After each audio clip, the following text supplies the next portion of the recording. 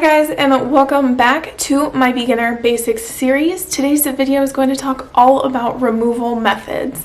I get asked all the time about how to remove dip powder nails, and I have two videos regarding this technique on my channel. One is peel based, which you guys know I love, and the other one is acetone, so soaking in 100% acetone. But there's multiple ways that you can actually soak in acetone. You can use cotton pads and foils, you can soak in a baggie, you can use a steamer.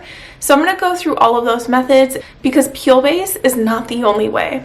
So I hope you guys like this video. Stay tuned. In order to demonstrate everything that I want to show you guys today, I'm going to show you guys different methods, 5 of them to be exact, and each finger is going to be a different method. So I'm going to take you guys through 5 techniques, so that's the reason why I'm only going to be doing 1 finger removal for each technique instead of a whole hand. I hope that makes sense and it helped you guys out. The first removal method is going to be a soak bowl and acetone. All you need is 100% pure acetone. Please make sure to check the ingredients of the acetone you buy because sometimes they have extra added ingredients that make your acetone less effective to removing dip powder nails. You're also going to need a soak bowl. I have this one. They do come in different colors and styles, but the one I have, the lid just pops off and you pour hot water into the bottom of this bowl. So I'm going to take the hot water that I warmed up in my Keurig and pour it into the bowl, place the lid back on the bowl. There are 5 finger slots, so that is where you're going to pour your acetone so that you can soak your fingers in it. Before you do that, I recommend filing off the shine off of your top coat. That way it makes it so much easier for you to soak off and it'll go that much faster. So I want to make sure that my finger is submerged in acetone, that way it can all soak off evenly. I make sure to check my nails every 3 to 5 minutes and then I try to scrape them with some sort of nail tool. So you're going to see me every 3 to 5 minutes taking my hand out of the bowl and scraping. So when I do that, you can see that the dip powder is gummy and the acetone is working on penetrating through the dip powder to remove it. So I'm going to do this continuously every 3 to 5 minutes so you guys don't have to actually watch me soak for 5 full minutes. And then when you get close to the natural nail, make sure not to scrape too hard or you can damage your natural nail. So when you are basically done and it's been like 15-20 minutes, you'll notice that all of the dip powder is practically removed from your nail. Just take a paper towel with a little bit of acetone and wipe your nail off to remove any excess residue that might still be on your nail.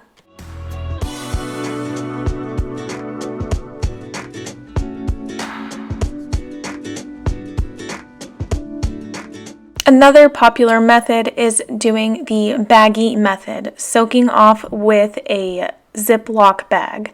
So again, this one is similar to the first one, except for instead of a bowl, you're pouring your acetone inside of a Ziploc bag, focusing the acetone to really just a corner of the Ziploc bag. You don't have to fill it in a lot, just enough to cover your fingertips. You don't want acetone to come into too much exposure of your skin, so that's why we're only filling up the corner. When you're done with that and it's covering your dip powder, your fingertips, put the baggie inside the bowl of hot water. The hot water serves as a way to heat up the acetone and speed up the process. Please make sure the water isn't too hot or you can really hurt yourself. It does hurt if the water is too hot. I usually leave my hand inside the baggie for about 10 to 15 minutes and then I'll pull it out and check and see the progress that I have made on soaking off. You can choose to scrape like I did here, just remove any gumminess and then put your hand back in the baggie to finish the soak off process. When you're completely done soaking off, it really shouldn't take more than 20 minutes. You're going to take some acetone and like a paper towel or a cotton ball and remove any tackiness that might still be on your nail from the melted dip powder, because that's what the acetone is doing, is it's penetrating and melting the dip powder, which is how it becomes so soft and gummy. Another common method is filing or drilling off your dip powder. This one requires a drill or a hand file. I'll be using a dome bit drill to really protect my skin and my cuticles while I am filing off. I do keep it on like a medium speed, not too high, but not too low, so that my drill isn't just stopping when I'm trying to drill. And the reason for this is great if you don't want to expose your hands to acetone. This is a great alternative to removing your dip powder. So I'm just going in small motions across my nail bed. I'm trying not to keep the drill bit on my nail for too long of a time, because if I do that, I can burn myself, like it hurts. I don't know if you guys have ever felt that before, but if you are drilling and you keep the drill bit on your nail bed, it like feels like it's a burning sensation. So I just drill, and I did fast forward this for you guys because I did do this for about 3 minutes on just one fingernail. And I do think that is the downside to drilling, is how long it takes per finger. But if you think about it, 3 minutes per nail, 5 fingers, that's 15 minutes to drill everything off, which is about the amount of time it takes me to soak a hand in acetone. So you really just pick and choose which one you want to do and which one works best for you.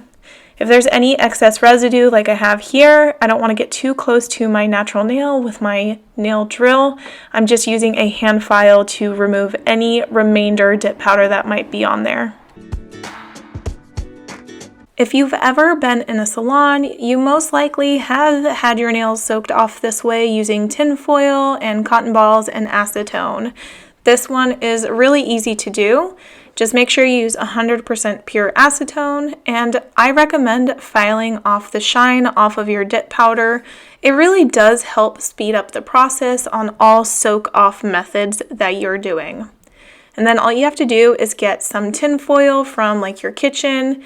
Take a cotton ball and make sure that it is drenched and saturated in acetone, and then place it over top of your nail, the one that you're trying to soak off, and then go ahead and close the tin foil around your finger.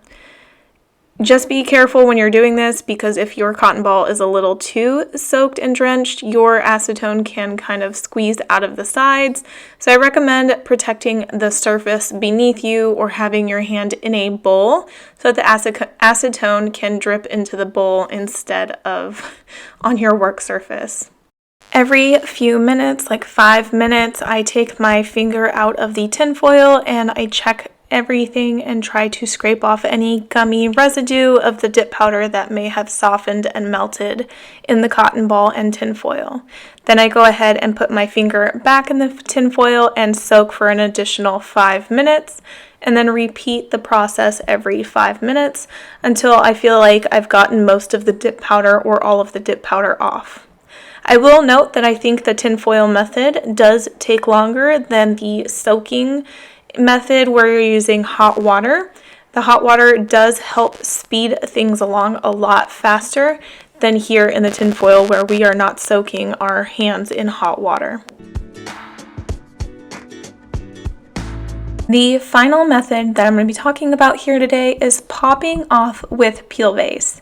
Peel base can usually come in two forms. It's a latex-based or a water-based. It really depends on the company's formula. The one I'm using today, I believe, is a latex-based, and this actually has to be applied before you actually dip your nails.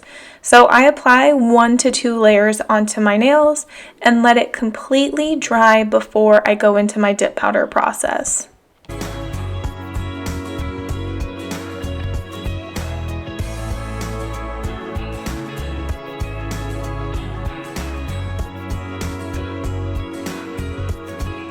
After your peel base is completely dry, you can go ahead and go with your dip powder process. I'm not going to fully cover my dip powder process. We're just going to see this one snippet and get straight into removal.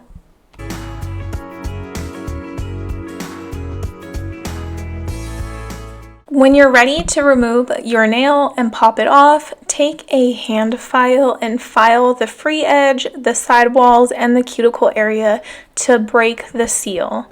because I tend to seal in and cap the edges of my dip powder manis. I have to break this seal so that I'm able to see where my natural nail starts, and so I can see the layers of the dip powder to my natural nail, so I know where the peel base is on the nail.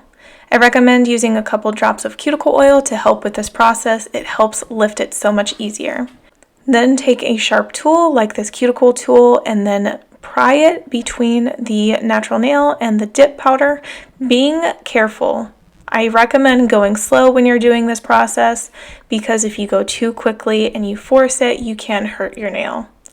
So I just chip away at the dip powder and the peel base and it comes off for me in chips, but a lot of other people it comes off in a one easy piece.